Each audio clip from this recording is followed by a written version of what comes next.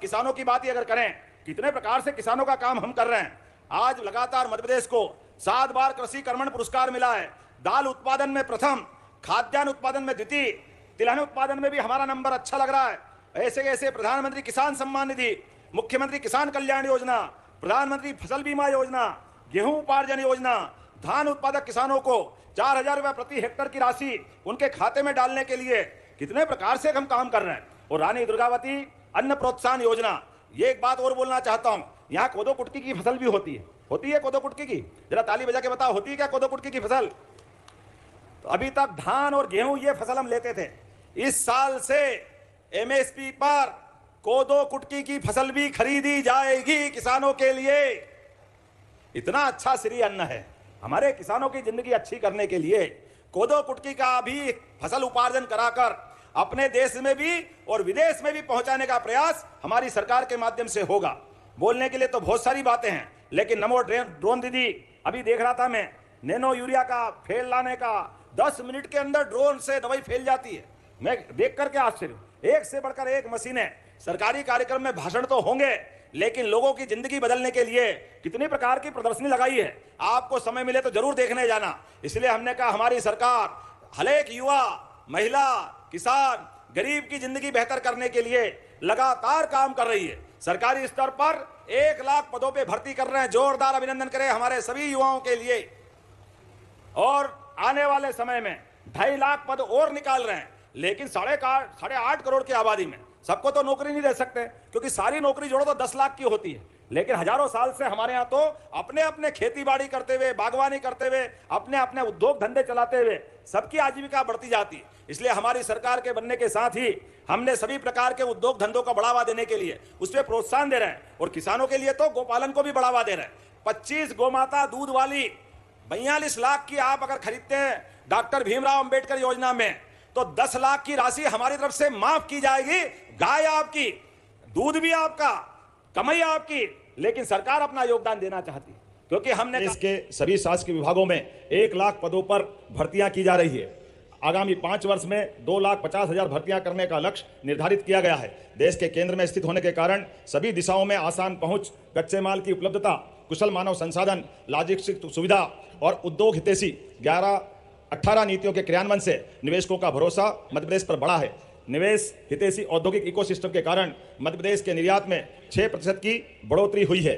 मध्य प्रदेश ने वर्ष 2025 को उद्योग एवं रोजगार वर्ष घोषित किया है। प्रदेश में 7 रीजनल इंडस्ट्री कॉन्क्लेव के बाद अब खनिज और पर्यटन जैसी कॉन्क्लेव लगातार आयोजित की जा रही है। भोपाल में पहली बार माननीय प्रधानमंत्री श्रीमान नरेंद्र मोदी जी के प्रमुख आतिथ्य में अनंत संभावनाओं की थीम पर ग्लोबल इन्वेस्टर समिट 2025 का आयोजन किया गया। निवेश संवर्धन क्षेत्र में भी हमने बड़ी उपलब्धियां हासिल की है। उद्योग संवर्धन की नीति हो या अलग अलग प्रकार की सहायता देने वाली, हमने सभी प्रकार के 15 नए औद्योगिक क्षेत्रों के लिए 2200 करोड़ और उद्यमियों को 5,000 करोड़ से अधिक की सहायता राशि दी गई है। प्रदेश में 1,000 औद्योगिक इकाइयों को भूमि आवंटन के आशय पत्र और आवंटन आदेश जारी किए गए हैं, जिसमें किसान भाइयों, आप लोग चैनल को सब्सक्राइब कर लें, क्योंकि माननीय मुख्यमंत्री डॉक्टर मोहन यादव जी किसानों, गरीबों, महिलाओं को लेकर बड़े ऐलान कर रहे हैं। लाडली बहनों को राशि कितनी डलेगी अगले महीने, उसको लेकर बता रहे हैं। किसानों को बिजली का बिल माफ़ किया जाएगा, बिजली कनेक्शन फ्री दिया जाएगा और किसानों को बड़ी सौगात मिलेगी। जब आप लोग वीडियो को पूरा सुनेंगे, देखेंगे, तभी आपको समझ आएगा। कृपया करके वीडियो को पूरा सुने और देखें, तभी को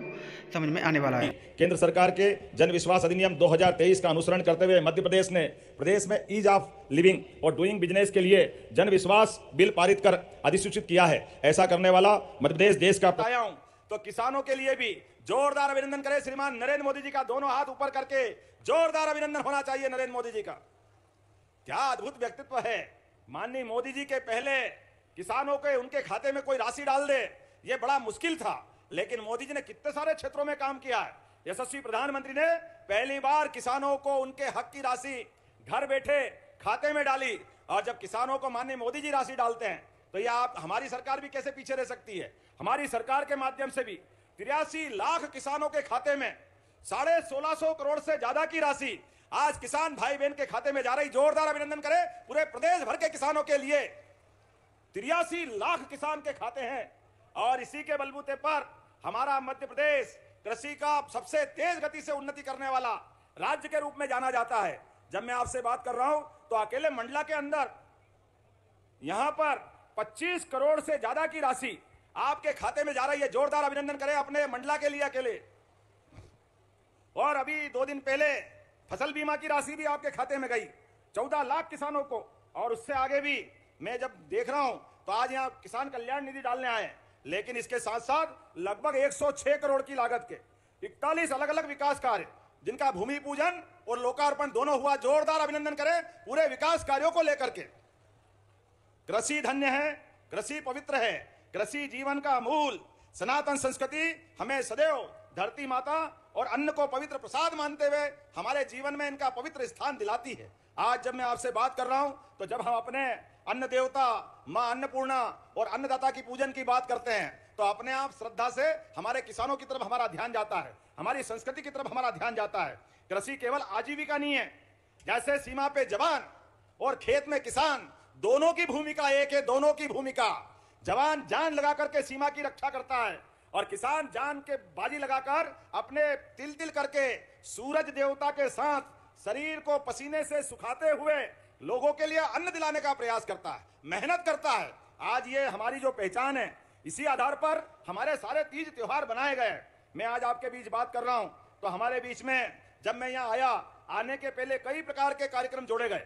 एक तरफ प्राकृतिक खेती को प्रोत्साहन देने के लिए खेती के भी अलग अलग तरीके, लेकिन उस प्रथम राज्य बना है मध्य प्रदेश में 18 खेलों की 11 अकादमियां सेंटर ऑफ एक्सीलेंस के रूप में संचालित है। इनमें 80% खिलाड़ी प्रदेश से और 20% अन्य राज्यों से खिलाड़ी लिए गए हैं ताकि एक भारत श्रेष्ठ भारत की भावनाओं को बढ़ावा दिया जा सके। कोई चलता है पदचिन्हों पर, कोई पदचिन्ह बनाता है, बस वही सूरमा वीर पुरुष दुनिया में पूजा जाता है। वर्ष 2025-26 में हमारे होनहारों ने खेल के मैदान में शानदार प्रदर्शन किया है। खिलाड़ियों ने अंतर्राष्ट्रीय स्तर पर 6 स्वर्ण, 9 रजत, 6 कांस्य, राष्ट्रीय स्तर पर 82 स्वर्ण, 65 रजत और 27 कांस्य पदक जीते हैं। तो किसान भाइयों, अभी आप लोगों ने सुना है मुख्यमंत्री डॉक्टर मोहन यादव जी को।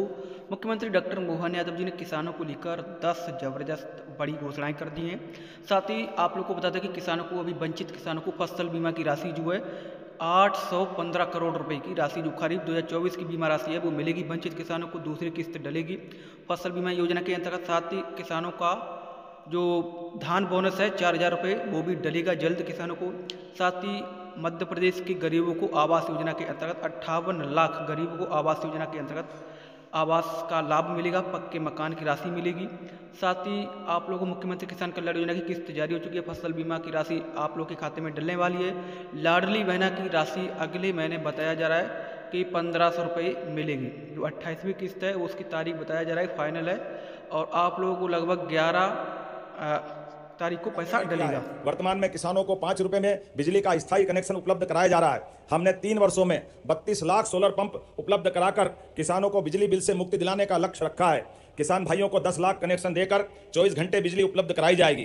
किसानों से गेहूं समर्थन मूल्य 26 रुपए प्रति क्विंटल पर खरीदा गया है। मध्य प्रदेश देश का सर्वाधिक प्रामाणिक जैविक खेती क्षेत्र है। माननीय प्रधानमंत्री जी की प्रेरणा से प्राकृतिक खेती को निरंतर बढ़ावा देने के प्रयास जारी हैं। मध्य प्रदेश के 14 लाख से अधिक किसानों के खाते में 1383 करोड़ रुपये फसल बीमा की राशि जारी की गई है। मध्य प्रदेश में कृषि उद्योग समागम 2025 एक नई पहल है। इस समागम का आयोजन किसानों की आय बढ़ाने के उद्देश्य से किया गया है। मंदसौर में 3812 करोड़ की रुपये की राशि से निवेश में 11 औद्योगिक इकाइयों का शिलान्यास और लोकार्पण हुए, जिसमें 6850 लोगों को रोजगार मिलेगा।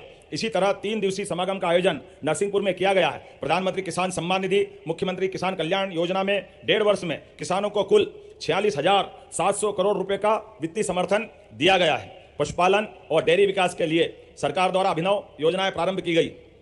डॉक्टर भीमराव अंबेडकर कहा कि हर घर, जिसके घर गाय वो गोपाल, और जो जहां गोपाल वहां गोकुल, इसलिए हर घर गोपाल, हर घर गोकुल। इस योजना पे हम आगे बढ़ रहे हैं और गांव के अंदर तो वृंदावन गांव बनाने जा रहा है। एक जनपद में वृंदावन गांव, और दूध उत्पादन को भी बढ़ावा देते हुए अब गाय का दूध भी सहकारी संघ के माध्यम से खरीदकर आपको बोनस दिलाया जाएगा। जोरदार अभिनंदन करें अपने गौ माता के गोपालकों के लिए।